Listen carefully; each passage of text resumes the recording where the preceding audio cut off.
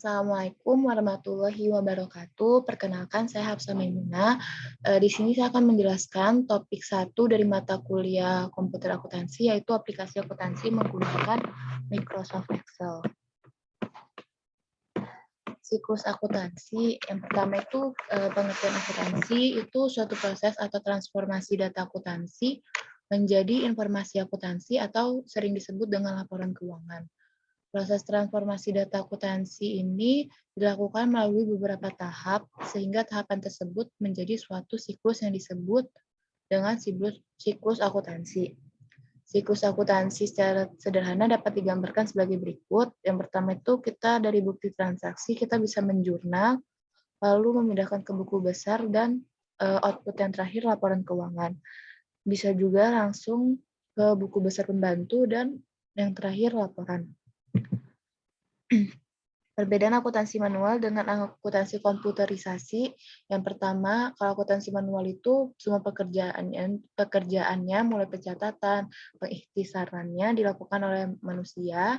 Data akuntansi yang sudah dicatat dalam buku besar, buku pembantu maupun catatan harus disimpan dengan baik di suatu tempat. Lalu tingkat kecepatan pemrosesannya cenderung agak lambat. Tingkat kesalahan juga sering terjadi, lalu manusia banyak terlibat dalam penggunaan sistem ini.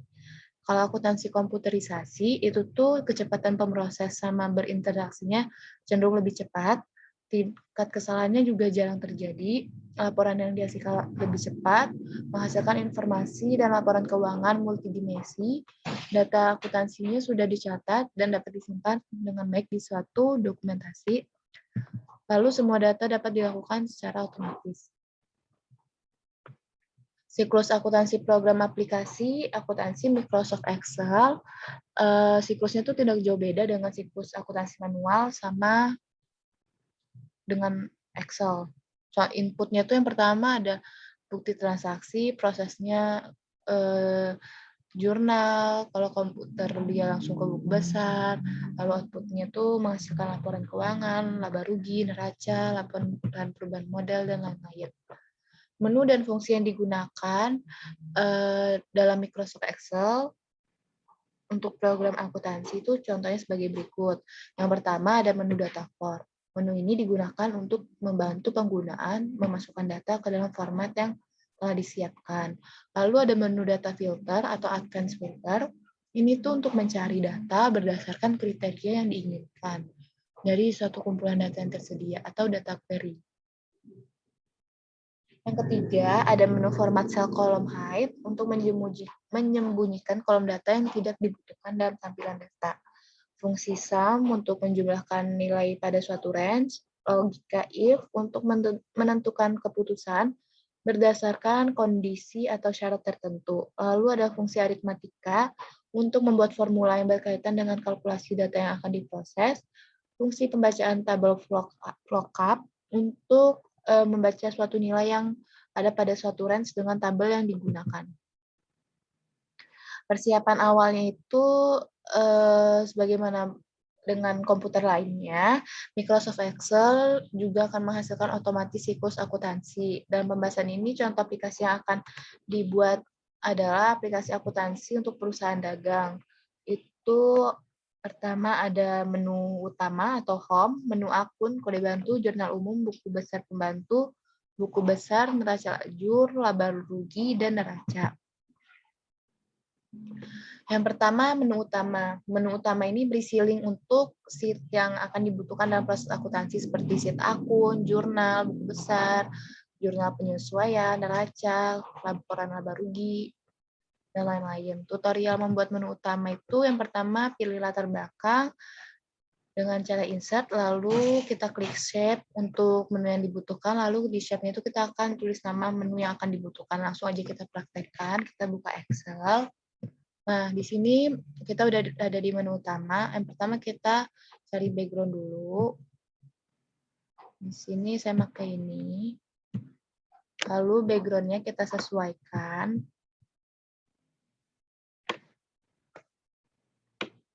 Kalau udah, kita ke shape, kita ke insert, lalu shape, lalu kita klik yang ini.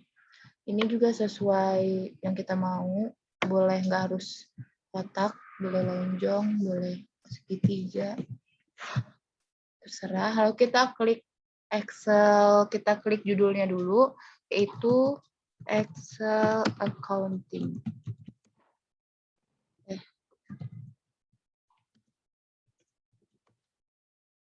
Nah, kalau udah, ini kita edit dulu, kita besarin dulu. Kita bold, kita ketengahin, karena dia judul.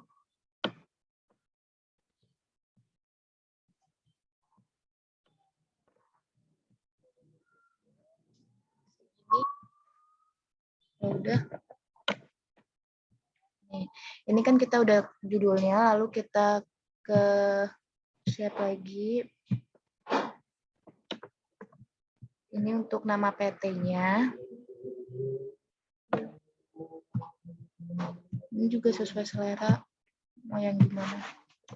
Kita klik PT FEB Yarsi per 31 Desember.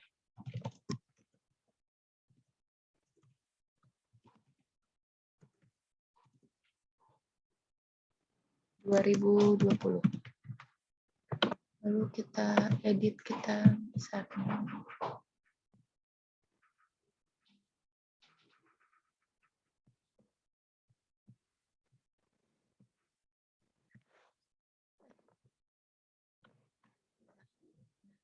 Lalu untuk yang akunnya kita bisa ke insert, lalu kita pilih save. Ini juga terserah ya kita bentuknya mau apa. Aku pilih yang ini. Ini untuk nama akun yang bakal dibutuhin. Nah ini kita copy aja sebanyak 9.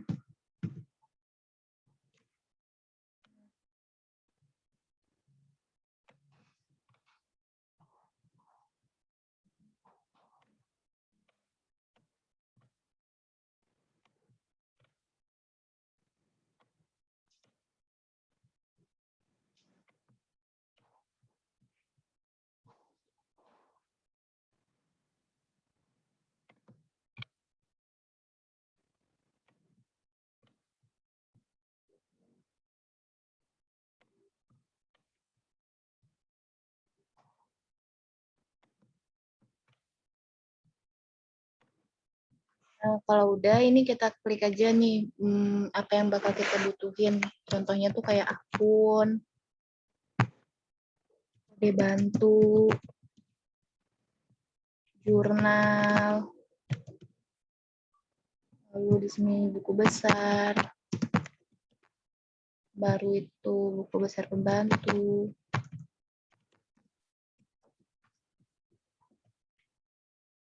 baru jurnal penyesuaian,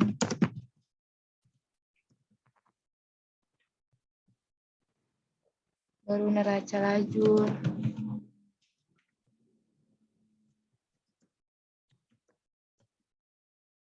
laba rugi,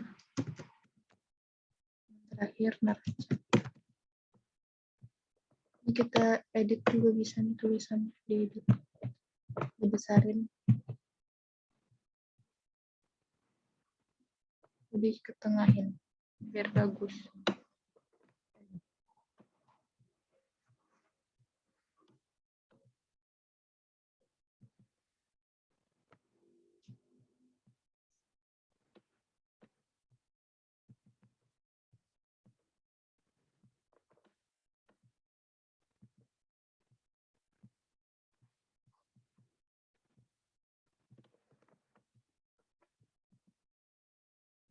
Ini kebesaran.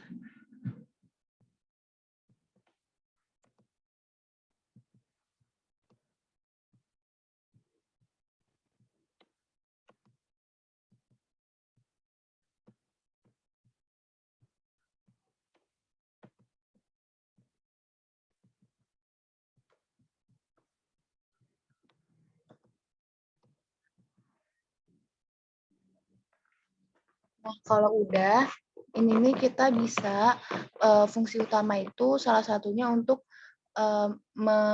mengeling ke sheet berikutnya. Contohnya tuh, nih fungsi menu utama tuh link untuk sheet yang akan dibutuhkan. Nah, cara nge-linknya itu, contohnya ini kan kita nggak bisa nih langsung buka akun yang di sini gitu. Nah, kita klik hyperlink, lalu kita klik akun, lalu kita klik OK. Mau dibantu juga kayak gitu, hyperlink, klik yang mau dibantu, jurnal, buku besar, dan lain-lainnya juga seperti itu sama. Kliknya, kan kalau yang ini nih kita nggak bisa nih langsung buka ke buku besar yang di sini. Nah, kalau untuk yang ini kita bisa. Tuh, kita langsung ke menu akun. Lalu kode bantu juga. Nah, caranya kayak gitu, di hyperlink dulu. Nah, sekarang kalau udah membuat menu utama, kita akan membuat sheet daftar akun. Nah, sheet daftar akun ini untuk tempat untuk mencatat perubahan harta, utang, modal yang diakibatkan oleh transaksi yang bersifat keuangan suatu perusahaan. Nah, akun ini tuh dikelompokin menjadi debit, terdiri dari dua kelompok, aset dan beban, kredit, liabilitas atau utang, ekuitas, dan pendapatan. Nah, ini udah ada datanya, data akun. Nah, kita akan membuat drop list atau data validasi untuk kolom pos saldo, pos laporan, dan yang lain-lainnya ntar. Nah, di sini ada drop list untuk pos saldo, langsung aja kita terapin di Excel-nya. Nah, kita ke menu akun dulu. Di sini kan pos saldonya masih kosong. Nah, kita klik ini, lalu kita ke data, lalu kita ke data validasi. Nah, ini yang allow-nya kita klik value list. Lalu source-nya ini kita ikutin sama yang kayak di sini, kita disuruh untuk mengisi debit atau kredit. Nah, langsung aja kita klik debit, kredit,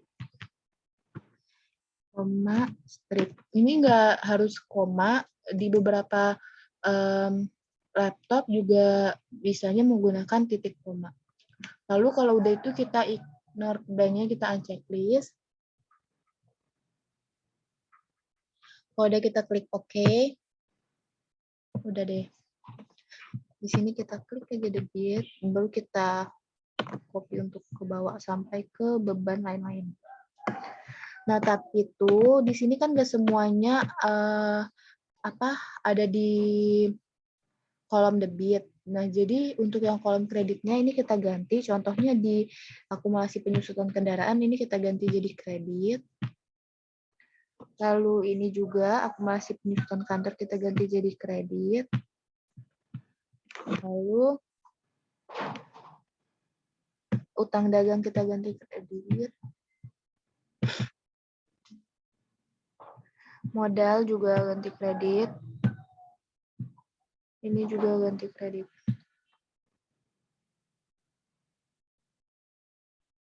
Nah, kalau udah ini kita ganti. Udah deh, jadi untuk pos saldo. Nah, kalau untuk pos laporannya, kita disuruh isi dengan pos saldo itu kita, untuk source-nya kita klik neraca atau rugi laba. Itu langsung aja kita sama kayak yang di pos saldo, ke data validasi, allow-nya kita ganti list, jangan lupa di uncheck list, source-nya kita ganti neraca, koma atau titik koma juga bisa, rugi laba, koma, dan strip. Kalau udah kita klik OK. Nah, ini kita klik aja. Kita klik sampai sama kayak tadi. Nah, tapi kan di semua ini nggak semuanya termasuk ke dalam neraca kan, karena ada juga yang rugi laba atau laba rugi. Nah, yang bukan termasuk neraca itu tuh, contohnya itu ada pendapatan. Pendapatan ke bawah ini termasuk rugi laba. Jadi kita ganti aja nih. Pendapatan sampai beban lain-lain itu termasuknya rugi laba. Nah, kalau udah selesai, kita lanjut ke, jadi karena udah keisi, yang di pos akunnya kita lanjut ke menu utama dulu. Nah, di sini kita mau ke akun sheet kode bantu, kita langsung klik. Nah, muncul kan? Nah, kalau udah kita mengisi statusnya. Ngisi status kode bantu ini sama kayak pos laporan dan pos saldo tadi. Itu dengan cara yang sama. Nih. Pada kolom untuk membuat kode bantu, kolom status buat drop list-nya. Lalu di kolom source-nya kita klik piutang atau utang. Nah, langsung kita ke Excel. Kita klik data validasi. Value-nya kita ganti list. Nah, ignore blank-nya kita uncheck list. Lalu kita klik apa? Utang atau piutang. Piutang atau utang. Piutang, titik koma, utang, koma, strip. Lalu kita klik OK.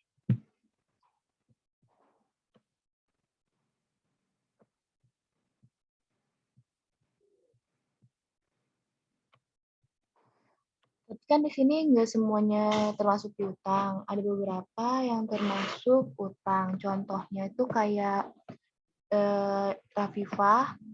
Rafifah ini termasuknya ke dalam utang, bukan piutang. Afan juga termasuk ke dalam utang. Lalu PT Sandal Perkasa juga ini contohnya kita masukin ke dalam utang. Nah, untuk yang ini kan karena dia tidak tersedia, kita ganti aja jadi ini. Tanda strip, karena dia kosong. Nah, udah jadi ini untuk daftar kode bantu di statusnya. Nah, untuk pertemuan pertama kita nyelesain kode akun dan kode bantu. Nah, mungkin sekian yang bisa saya sampaikan. Kalau ada kurangnya mohon dimaafkan. Assalamualaikum warahmatullahi wabarakatuh.